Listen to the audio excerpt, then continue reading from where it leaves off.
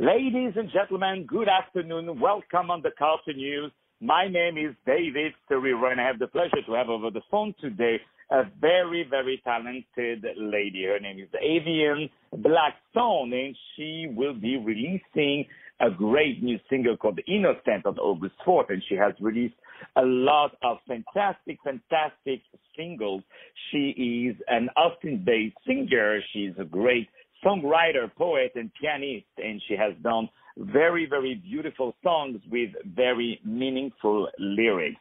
She's obsessed with symbolism, and she writes music as metaphors for life, gender, and urgent world events. Ladies and gentlemen, please meet the one and only Avion Blackstone. How are you, Avion, today?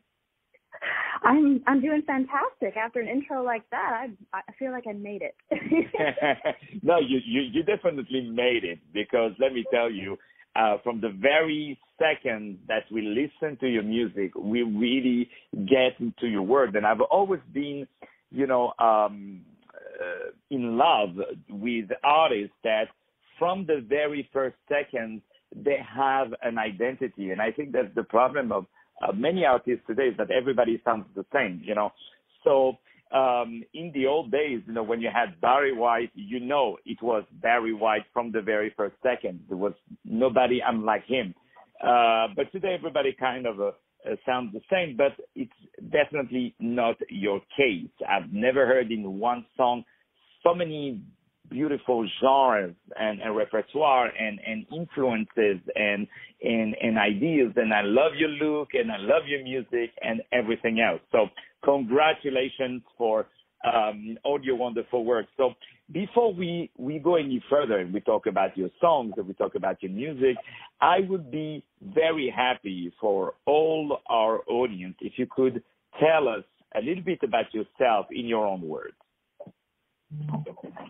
I always feel a little bit shy about trying to describe myself, because I'm a small town girl from North Dakota. My family was in the military. We were retired there, and I've always had a love of music and the piano, and was very influenced by Mozart and lots of classical authors. I'm a classically trained pianist.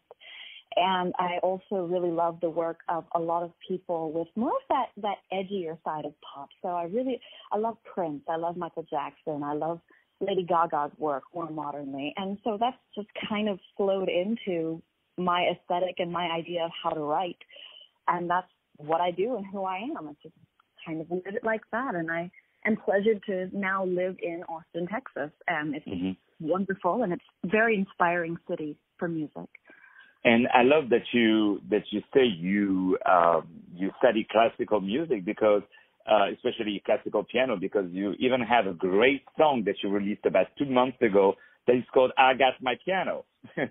and what you say about Lady Gaga is actually what a lot of your fans online are saying, that there is that kind of a taste from a lady who is writing good music with piano, but also has an interest in fashion, in aesthetics, in beauty, and is also very modern and appeals to different audience. So I think you definitely we can feel that influence. I hope soon you do an album with Tony Bennett, right?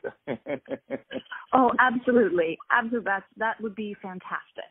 And you're talking also about, things that that a lot of the teenagers and the young adults are facing nowadays, which is all these things about sexual content. And there was that great song that you released about a year ago. Even you're talking about something called being demisexual or demisexual. How would you say it? That actually, that whole concept is not my original concept. But the idea there is that if you can really grab a hold of your personal energy, especially on the sexual level, on the sexual identity level, that you can use that energy to create success and power in every other area of your life. So that whole concept has just been something that's been a big blessing in my life, and I've wanted to share with others. But definitely not my original work. It's been something that a lady that worked with me as a manager has really pioneered a lot of. I'm just taking the teachings from that and appreciating them. Wow, that's very, very inspiring. And regarding that, tell me how the songwriter works, like how you start to write the music, and what is usually your mechanism? You know, I most often get, I would almost say it feels like somebody up in the sky is writing the songs and kind of dropping it in my brain, you know, a little burst at a time, and I'll wake up with a little hook in my head, and I'll be like, oh, this is really good. I've got to write this. And then the next thing you know, it's like 4 a.m, and I've got 7 verses, and I'm like, I'm not sure these all go to the same song. So my process is a little chaotic, and most of the writing happens in my head. And once it finally solidifies and I feel like I've memorized it and I can hear everything, that's when I bring it out and I put it onto the piano and I show it to the producer and get all that magic that happens in the studio rolling. Well, that's definitely the way that the best songs are written, because if you sit on the piano and you're like, I need to write a song, I'm sure nothing really personal will come out. But yeah, that's so true. If you have like a deadline or a crunch, like I need one more song for this project, like you will have like nothing. There'll be no creativity. Yeah. That's for sure. Well, you know, one thing I like about you, that doesn't really have a direct connection with the writing itself, but I love the idea that you are recording stuff in your living room and that you are sharing it. You know, that's one thing that I really, really appreciate, is that we can see, because, you know, in studio, I'm not going to say that, you know, anybody can sing, but it's really when we see you singing in your living room with the piano and mic, that we really see the beauty of your artistic qualities and the beauty of your unique voice. You know, it's a very, very interesting voice that you're showing us out there. You know, and it has also some country vibe, and it's a mix of Lady Gaga. I'm sorry to bring that up again, but is that country? Is that something that you're listening, or is just me who had this feeling? Well, you know what? I think that's the first time that somebody independently. I've had a couple of people close to me point out that I've got a little bit of a country vibe in there. And you know, I was raised in North Dakota, which is very, very, very rural state, very agricultural. So there's a little bit of a country sense of things there. But I was born in Mississippi and grew up all over the United States in the South, and a lot of that. So I think there probably is some country influence there. Now, I'm not deliberately trying to go for that. I think it's just kind of a piece of who I am authentically that bleeds through a little bit. Yeah, that's so true. But it's actually, you know, when you don't want to go to somewhere, that it always takes you there, you know, no matter what.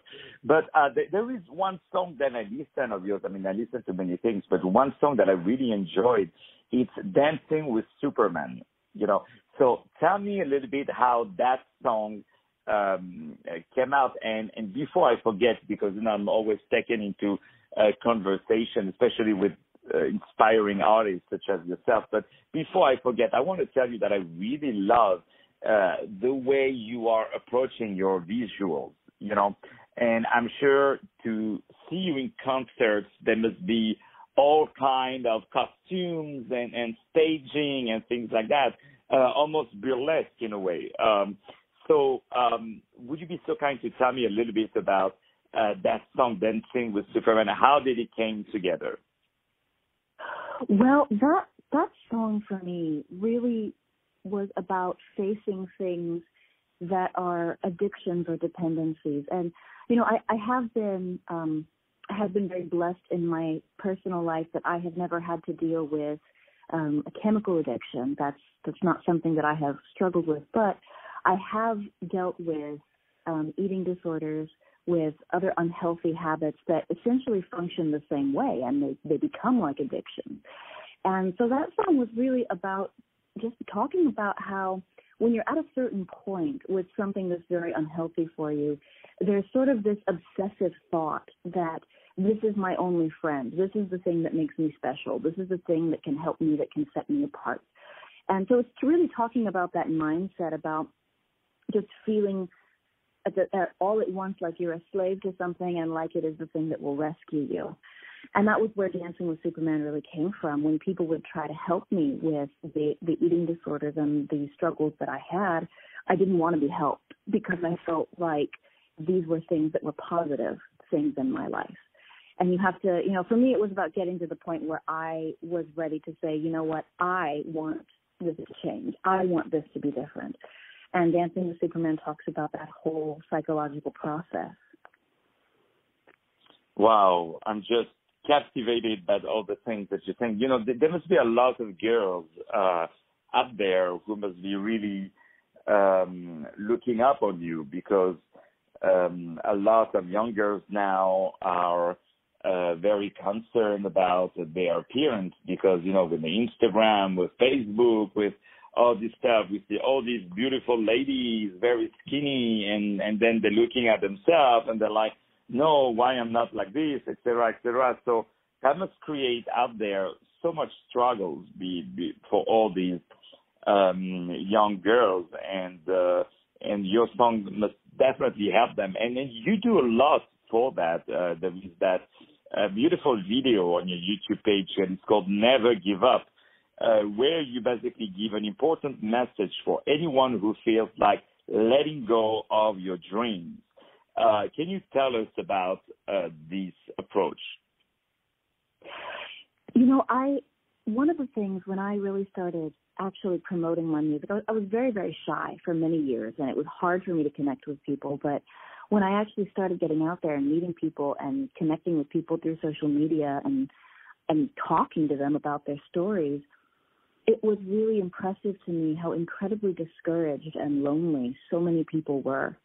And I really felt like when I was going through times of discouragement and pain myself, I could remember that I wasn't alone in that there were other people who were dealing with the same thing. And so that's where that video really came from, a moment myself where I was just exhausted and struggling and so discouraged about everything. And I knew that I could reach out and encourage the people around me, the people that I cared about, and at the same time encourage myself. Because that's really the thing I think is most important for anybody to remember in life is you are absolutely worthy to achieve your goals and dreams. And I think God gives those to you for a reason. And that's what I wanted to just remind everyone, including me, in that video. Mm-hmm.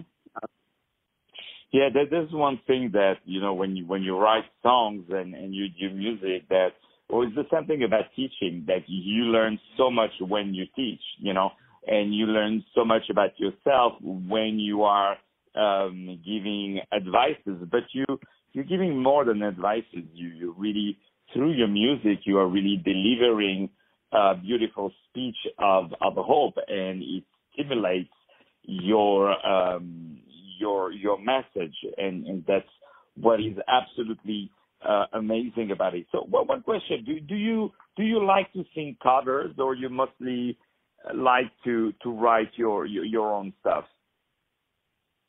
I like to write my own stuff. I do sing. I'm starting to sing and record some covers because I can't finish, to my satisfaction, to the quality that I want them to be. I can't finish all my original work fast enough to get it out there for people to have more videos. And I get messages just about every day saying, we want to see you sing. We want to see you sing something for us. So I do cover work because I want to be there.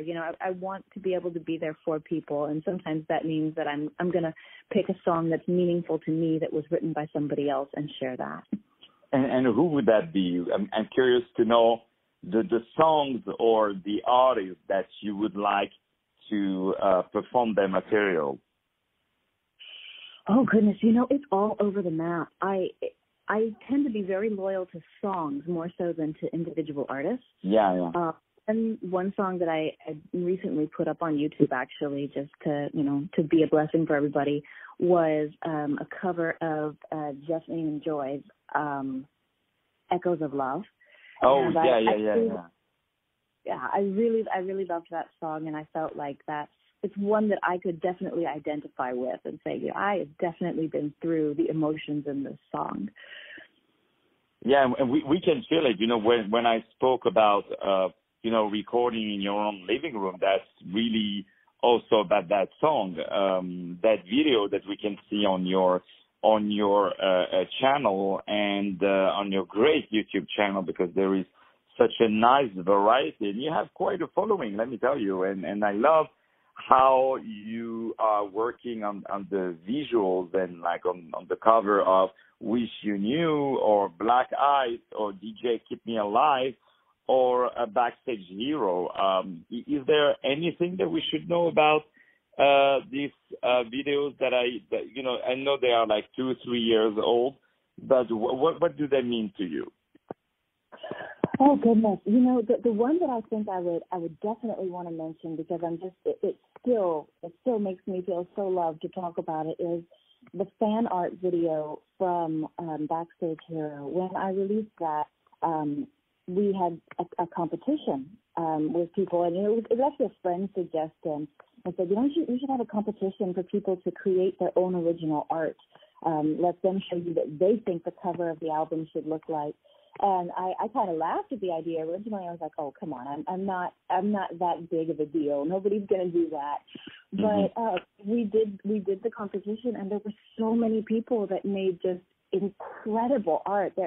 We had people who did hand drawing. We had people who did digital art. We had people who did Photoshop. It just on and on and on. And so at the end, when the song was released, we put all of those pieces of art into the video for the actual song on YouTube, so that you can look up Backstage Hero on YouTube, and you can see all of the incredible creative ideas by my fans, as well as my song on there. So it was really great, and it made me feel very appreciated that they would do that and would put their creativity to work for me. Well, I won't be surprised that in a couple of years you're going to start doing art, like visual art, or visual videos, because I really can tell all your environment that is around your music and your personality is absolutely wonderful.